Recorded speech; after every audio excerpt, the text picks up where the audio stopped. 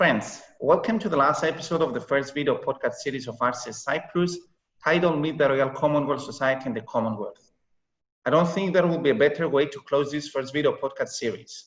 In this special episode, we're discussing about the current challenges and opportunities of the Modern Commonwealth, and we're hosting a very special guest, the Commonwealth Secretary-General, Patricia Scotland. Allow me briefly introduce Her Excellency. Patricia Scotland was born in the Dominica and grew up in London. She completed her LLB at London University, and her career has been marked by achieving a number of extraordinary firsts, not least of which was to be the first woman to serve as Her Majesty Attorney General. As only woman to have been appointed as a Secretary-General of Commonwealth, she's placing special emphasis on mobilizing the nations of the Commonwealth to tackle with issues such as climate change, domestic violence, violence against women, women's rights, and small states. Your Excellency, it's a great honor and great privilege for our organization to have you. And let me thank you for accepting my invitation to participate in this first video podcast series, which is organized by the Royal Commonwealth Society of Cyprus. I'm extremely pleased to be with you. It's a great privilege and a pleasure to be able to talk to all the members in the Royal Commonwealth Society in Cyprus. So thank you very much for this invitation. Your Excellency, the Commonwealth is one of the oldest political associations of states. Its roots go back to the British Empire, which is something, of course, that does not apply to today's current status. So allow me briefly begin by asking you, how did the Modern Commonwealth come to take its current shape? It would be great also if you could give us some indicative landmark events that shaped the Modern Commonwealth. Well, thank you very much. As you know, last year, the Modern Commonwealth celebrated its 70th anniversary. It was established in 1949 when leaders from Australia, Britain, Ceylon, now Sri Lanka, India, New Zealand, Pakistan, South Africa, and Canada arrived in London for the Commonwealth Prime Minister's Conference. Now, this meeting gave birth to the Modern Commonwealth with the signing of the London Declaration. And the Declaration transitioned the association away from the old British Commonwealth to an entirely new concept of a family of independent nations simply known as the Commonwealth. And you know the Royal Commonwealth Society predates that new rebirth of the Commonwealth. And Gandhi and Sadat Patel in India were really the architects of the new India, the independent and sovereign country. However, there remained this sense of family, this desire to retain a relationship with all those countries with whom they had been in union for so long. And there needed to be a new settlement, a new way, a new shape of the new Commonwealth. And instrumental in this new concept of the Commonwealth was the Prime Minister of India, that time was Nehru, who was the one responsible for signing the London Declaration. But he also contributed to the new ethos of the Commonwealth, because in a speech to the Indian Parliament that same year, he said of the Commonwealth this, and I think it was a very prescient statement. He said, "In this world, which is today sick, and which has not recovered from so many wounds, it is necessary that we touch upon the world's problems, not with passion and prejudice, but in a friendly way, and with a touch of healing." So right back then in 1949, after all the conflict and the difficulties there had been to gain independence, there was still this desire for the touch of healing, the friendship, the camaraderie that this family of nations had already had. And the Queen, our Queen, early in her reign, said something very similar, because having in 1952, at the age of only 25, succeeded her much-loved father, King George VI, as head of Commonwealth, Her Majesty, the Queen, said of the Commonwealth, she said this, and I think so often she has been right on the button.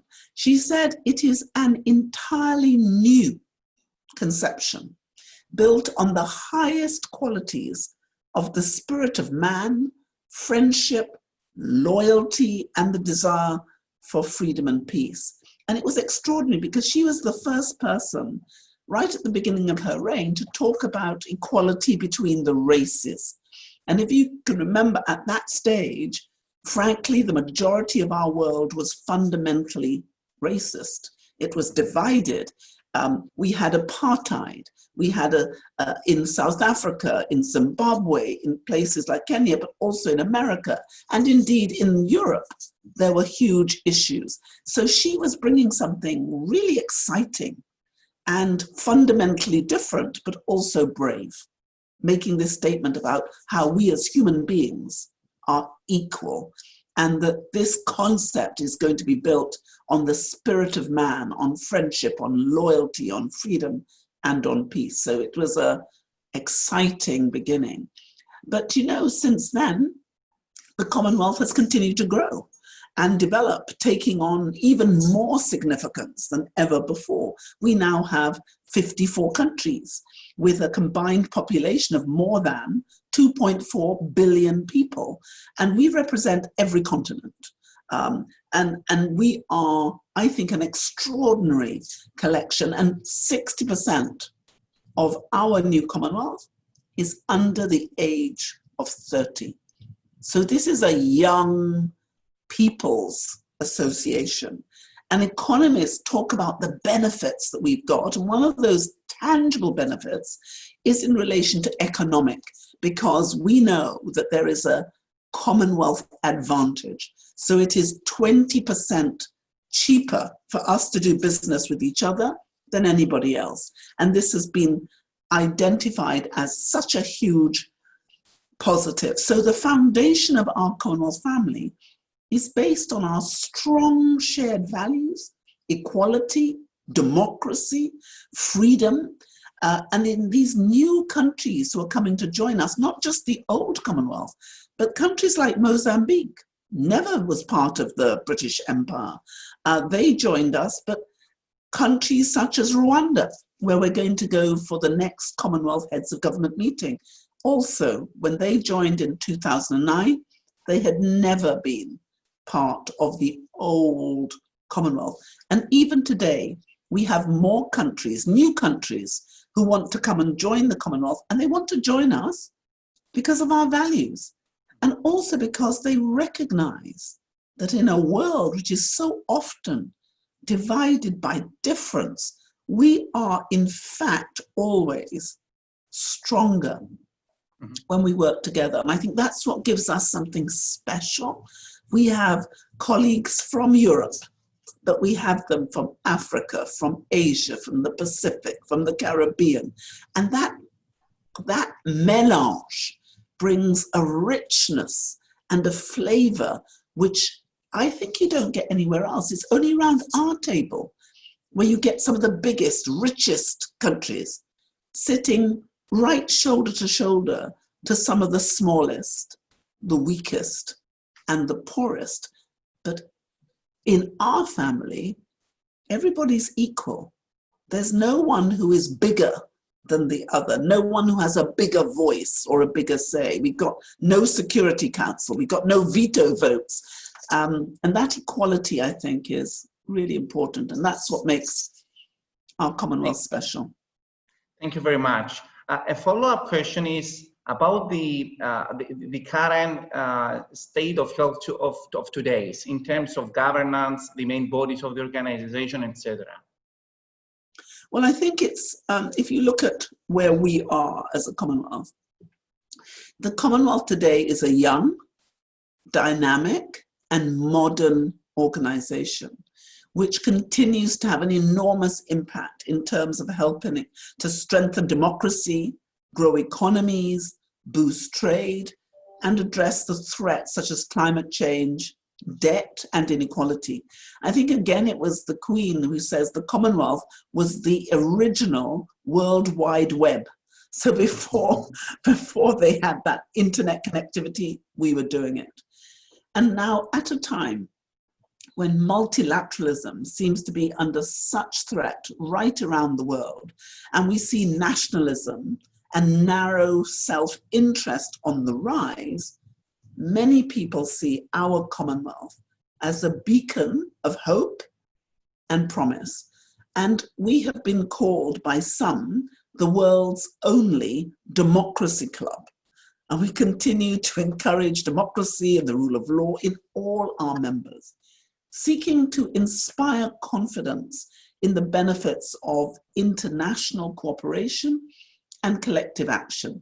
You know, we believe that it is good business to do good, and that by helping each other as a family, this has made a huge difference. This is not about competition. This is about collaboration. And you will notice that when any of our members say to any of our other members, my brother, my sister, will you help me? Nobody says no. And nobody says, pay me. We say, no, of course I will help you. Here is what I have. I will share with you what I have, and you will share with me what you have. And together, we do so much better than if we try to struggle with these global problems on our own. And we have really seen that taking place in our new modern Commonwealth. And just to give you some examples, we are working together now on anti-corruption, on climate change, where we've got the Climate Finance Access Hub. We're working on access to justice, on youth development, on small states, on elections, on good governance, on gender equality. And that's just some of them. But we're pooling our expertise. We're pooling our knowledge. But we don't just pool what works. We're really honest. We share what has not worked. We share all our mistakes. Because if we share those mistakes with each other, we trust each other to share the mistakes, then we don't have to repeat those mistakes. If I've made the mistake and I tell you, my friend, honestly, you can do this if you like, but it was a disaster. I did it really badly. That helps you, but you share your mistakes with me and you share the things that succeed with me. And together we can get there much more quickly because we now have the Sustainable Development Goals, we have our Commonwealth Charter, we have a joint mission, and we know when we're human, we will make mistakes. We will not all get it right. We will take sometimes 3 steps forward and 1 step back, but we know we're going in the same direction. And that has helped us because we've come up with really good things. Last time we met as a Commonwealth Secretariat, and we met as a CHOGM, a Commonwealth Heads of Government meeting in London. You remember how the world couldn't agree on anything? Everybody was all over the place. 53 countries came together in London, and we were the only multilateral organization. We agreed on everything. We agreed on the Commonwealth Blue Charter, on sustainable development. We agreed on our connectivity agenda for trade and investment to boost intra-Commonwealth trade to at least 2 trillion by 2030. We agreed on the Commonwealth Cyber Declaration to strengthen cyber security and frameworks and response of mechanisms. We agreed on what we wanted to do for women. We agreed on what we wanted to do for children. We agreed on everything. And nobody was agreeing. And that shows the strength of our Commonwealth, because the truth is, and we love each other. That's the bottom line. We love each other. We want each other to do well, and we're willing to step out of our comfort zones to help each other to do that. And we've seen that happen of COVID. You will have seen the COVID resource center we've concluded, what our health ministers said, that we're reaching out, that we're working with the WHO and trying to find solutions. That's really the Commonwealth at its best. You know, we just had the Commonwealth Medical Association, because it's not just the Secretariat. We have those 89 Commonwealth accredited organizations. All of us, the Commonwealth, Royal Commonwealth Society, the Commonwealth of Learning, the Commonwealth Foundation, the Commonwealth Games Foundation, all of these organizations, all 89 of us, working together, helping, supporting each other to make sure that our people stay safe. So I think it makes us really special. Thank you very much. Your Excellency, one of the main priorities of the organization, as you have already mentioned, is small states. The Commonwealth has a proven experience in capacity building and I think technical expertise also in small states. We must not forget also that the majority of the members of the Commonwealth are small states. So what is the role of small states in the organization? What are the benefits for them? What are the incentives in order to participate in the Commonwealth? Well, the most important thing to remember is of the 54 member states, the majority are small.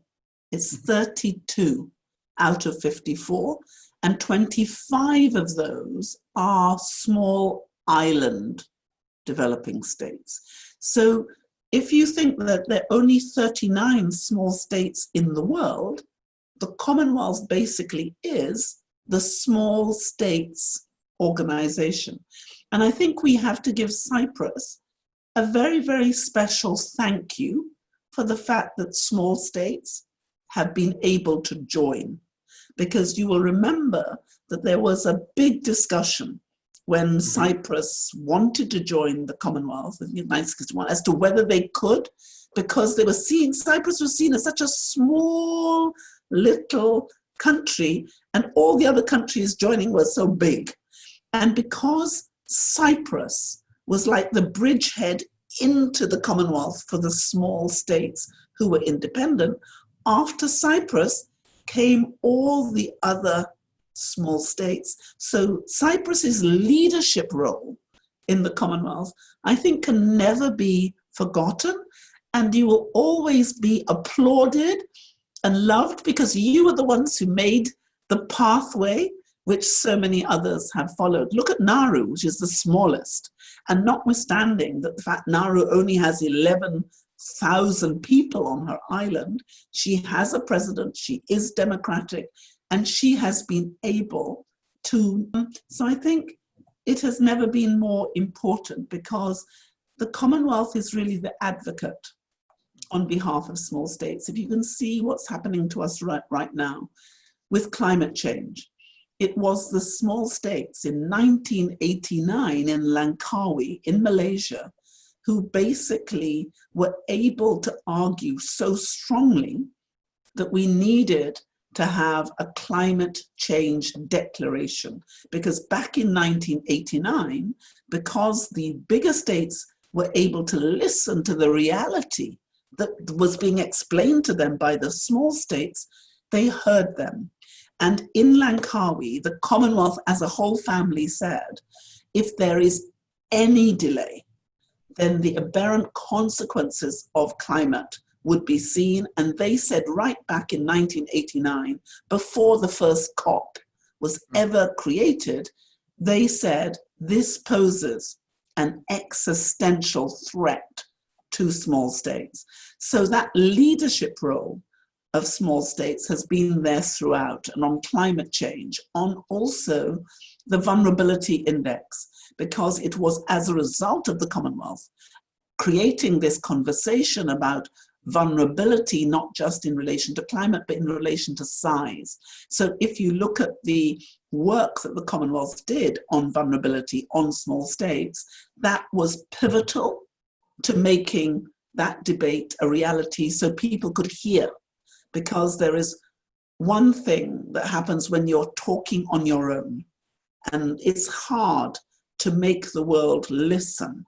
But when you have, as we do, 32 of the 39 small states in one organization, that is our voice amplified. And that amplification means that we have a better resonance and being able to talk to our big member states who are our brothers and sisters and getting them to understand how desperate it is for the small and the medium and the big. That conversation is really important. So I think the Secretariat really understands that we, having been created in 1965, this is our 55th anniversary this year, to be the voice of the whole Commonwealth, we really understand that that voice has to include all of us, and we have to leave no one behind.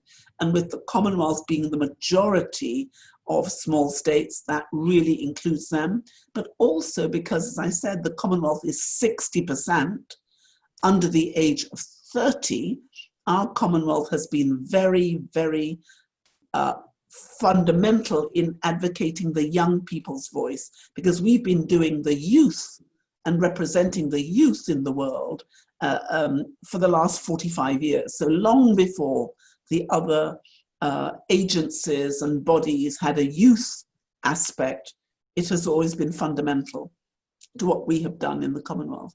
So whether that's democracy, rule of law, good governance, human rights, all of it. And the great thing is we're able to talk about those issues using the same language, the English language. So it's been really important. In your view, which are the main achievements of the modern Commonwealth over the last decade?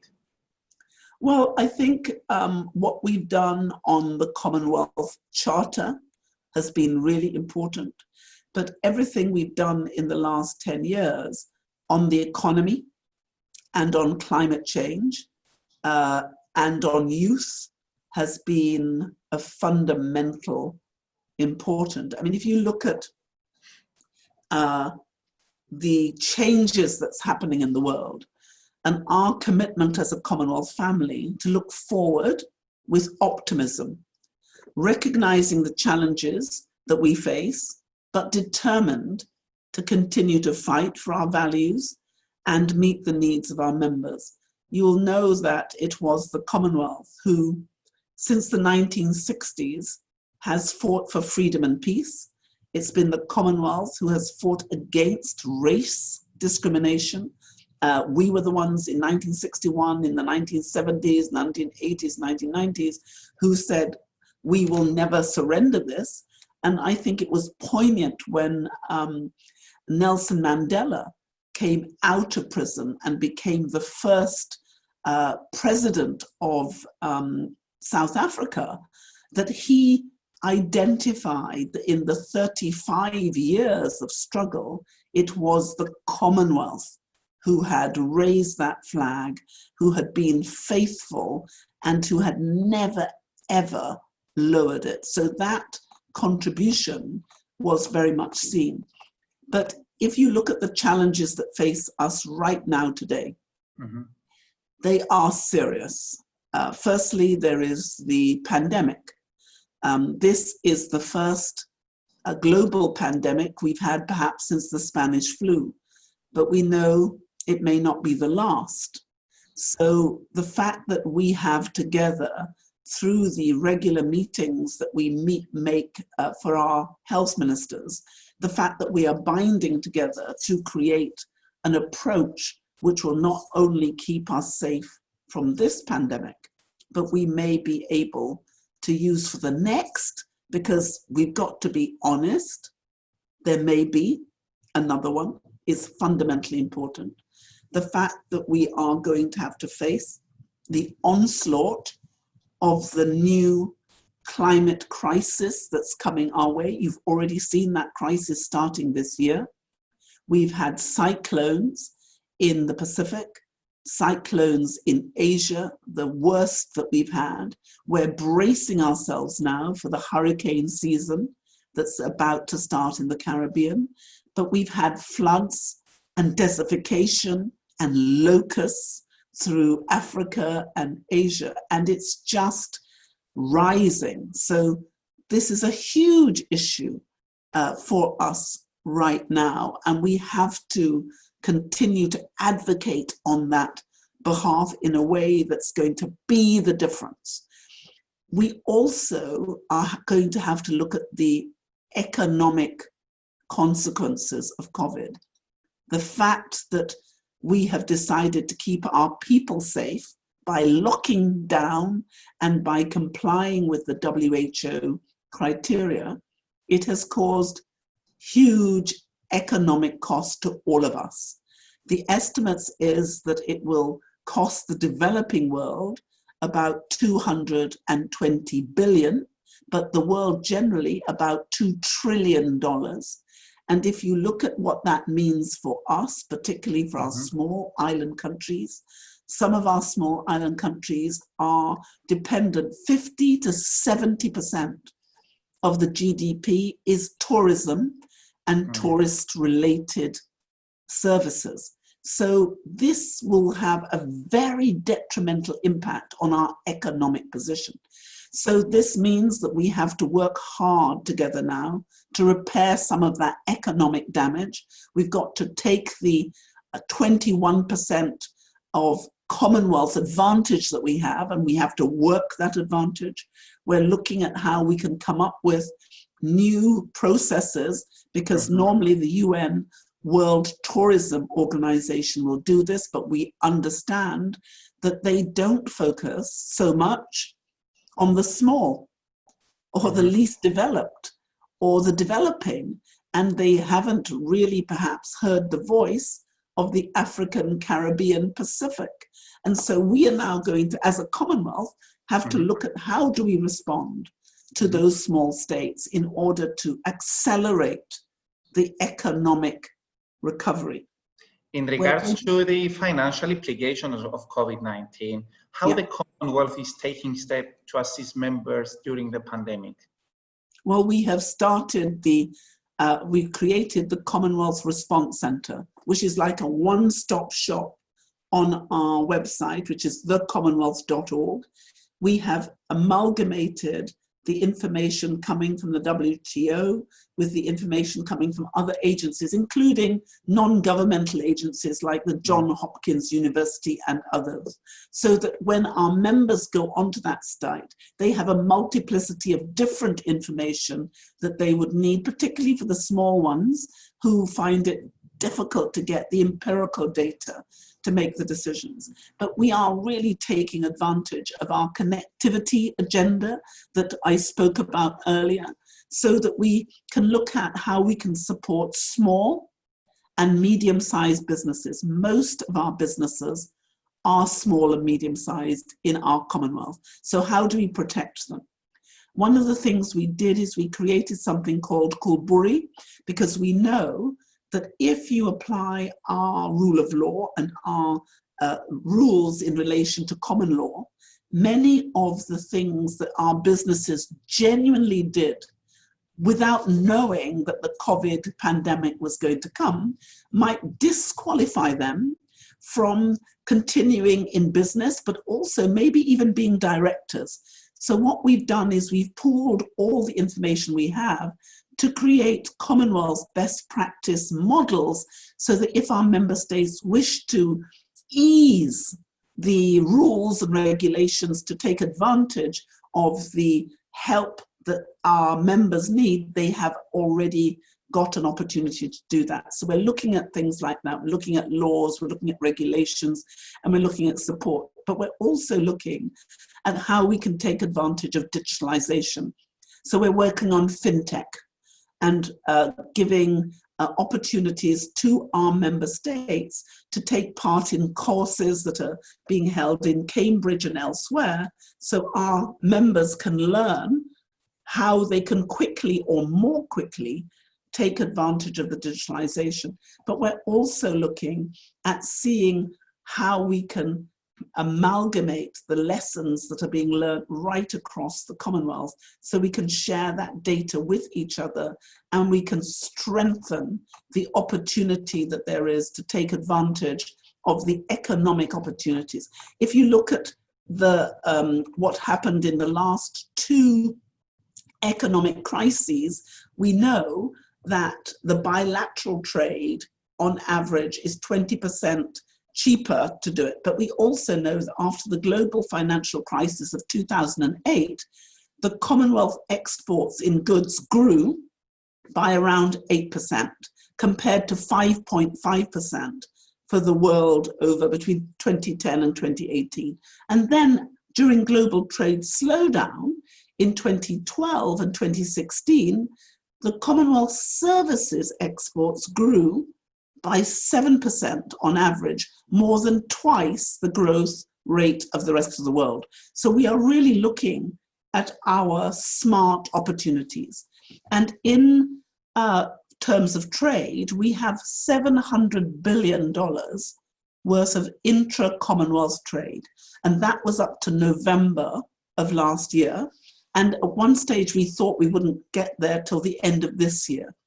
So we are looking at how we enhance that trade, because we want to get about $2 trillion of trade by 2030. And there are two additional things that we can help to use.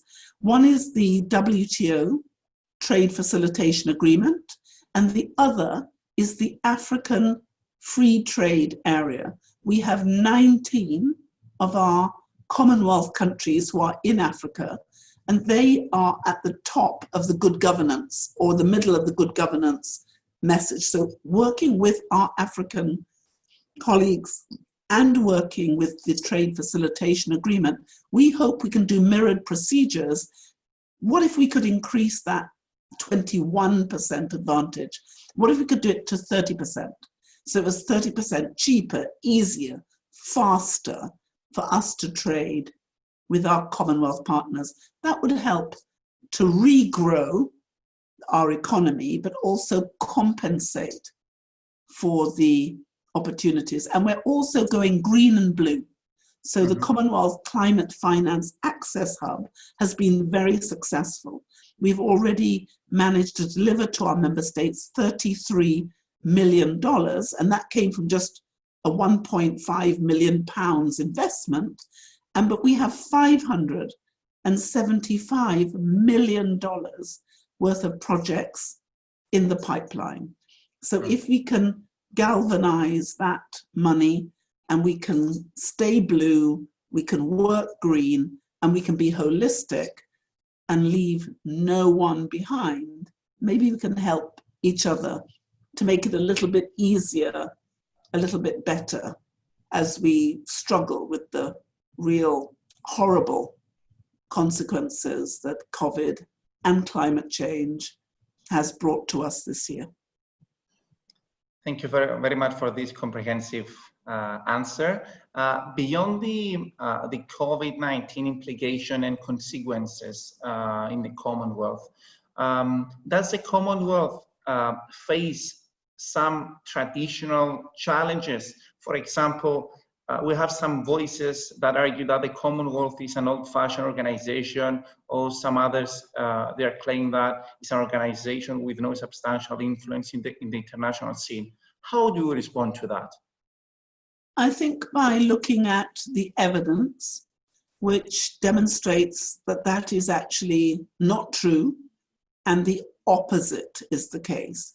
Because at a time of real division and difficulty and dissonance in the world, it is hugely comforting to see that our 54 countries, and we represent 1/3 of the world's population, 1/3 of all of humanity, to see this group of nations, rich ones, poor ones, small ones, big ones, island states, landlocked states, all coming together with one voice, saying we're bound by the same values, we believe in the same truths, we are committed to good governance, we're committed to delivering the 2030 Sustainable Development Agenda, we are committed to Paris Agenda for climate change, and we will together craft the sorts of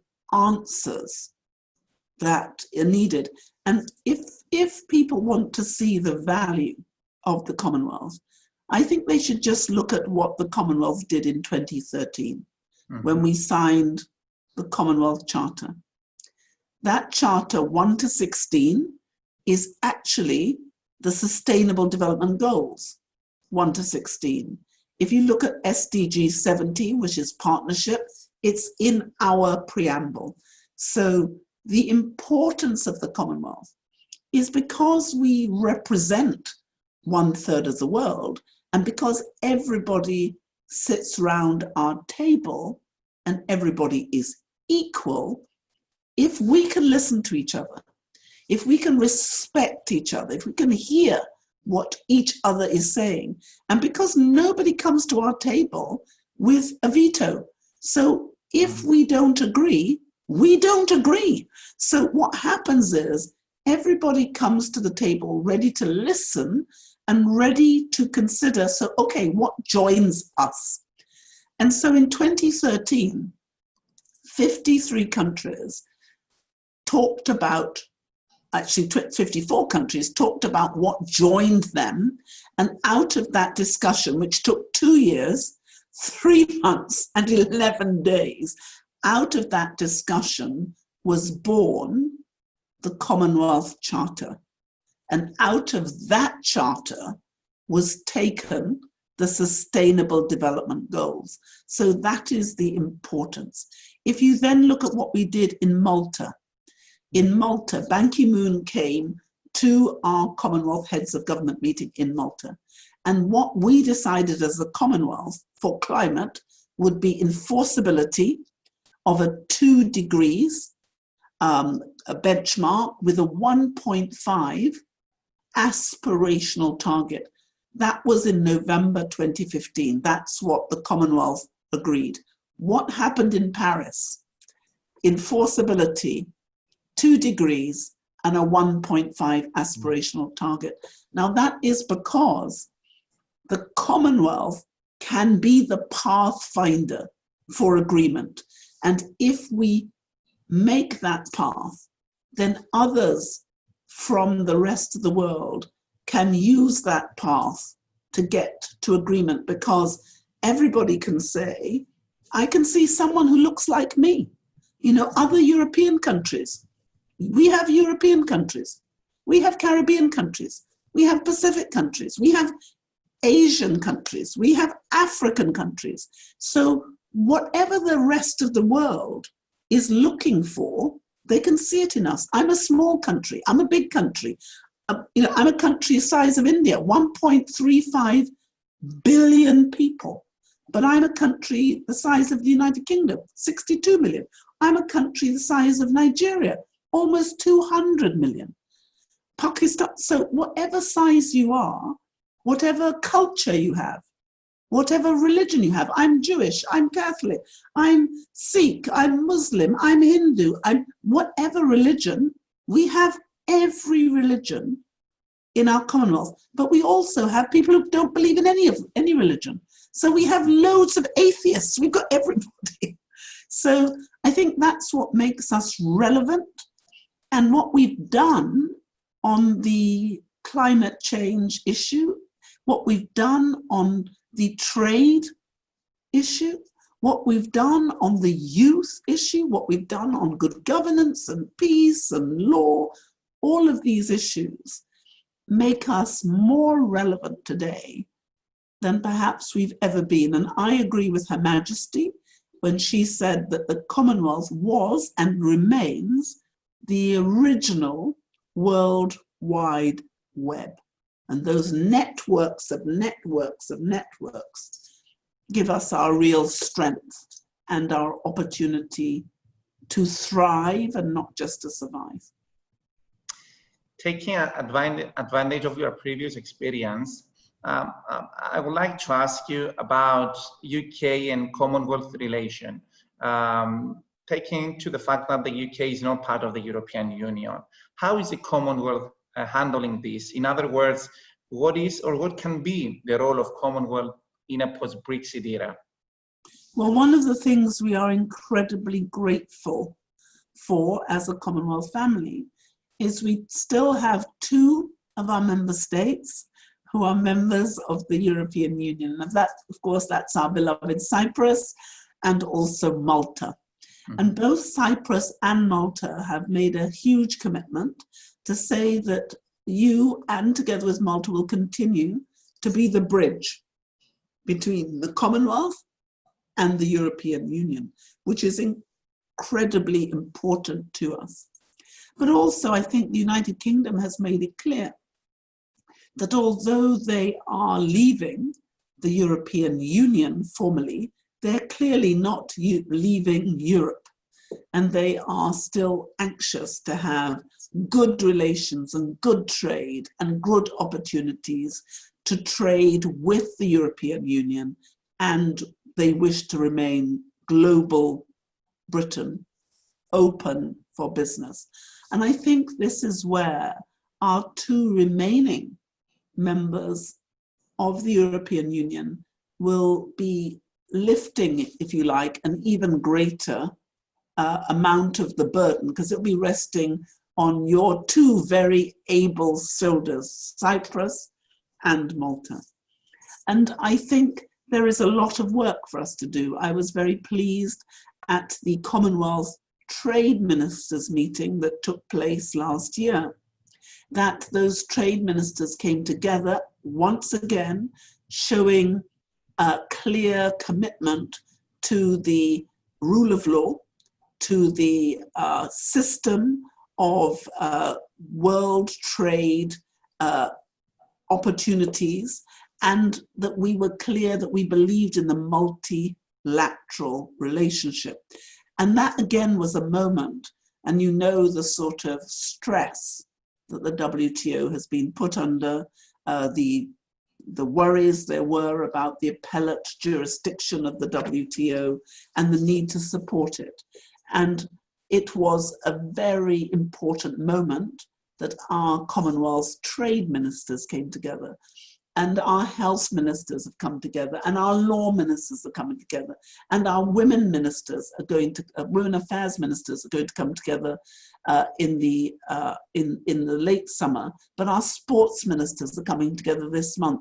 So this opportunity to continue to work together with our ministerial colleagues and with Cyprus and Malta, and the UK still an equal and loved member of our family of nations, it's going to be incredibly important that that family continues to work and support each other so we can take advantage of the economic opportunities, but also, as we've been described, we are the club of democracies. We're the democratic countries club.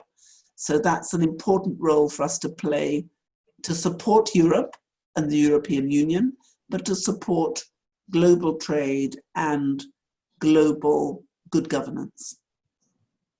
My last question, Secretary General, is about the future prospect of the Modern Commonwealth. Well, I think that the 2 trillion intra-Commonwealth trade that we aspire to deliver by 2030 is within our sights.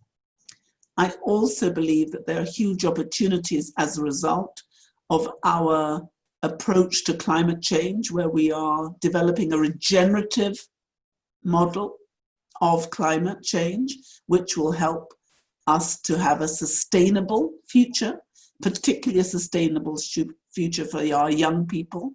Our concentration, therefore, on blue and green trade, the work we're doing on our oceans in order to keep the oceans viable and clean, our work on the Commonwealth climate agenda, extremely important. We're going to be doing not just the blue charter for oceans, but the living lands to help with regenerative work there.